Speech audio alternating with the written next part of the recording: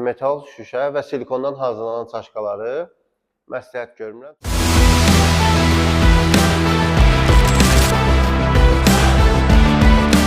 Bunların fərqini biz keçən bölümdə danışdıq. Bu bölümdə danışaq çaşkalardan. Əvvəla, çaşkalar materialına görə, dəlik sayına görə və formalarına görə dəyişir.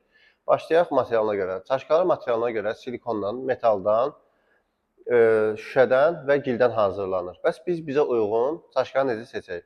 Bunun üçün biz başa düşməliyik ki, biz hər zaman çaşkanın temperaturunu özümüz kontrol etməliyik.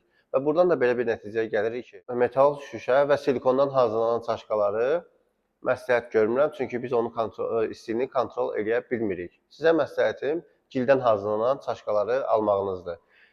Və gildən hazırlanan çaşkalar formalarına görə seçilir. Növbəti bölümdə bu haqda danışacağıq. Dəstək olmağı, rəydə öz fikrinizi bildirməyi və paylaşmağı unutmayın.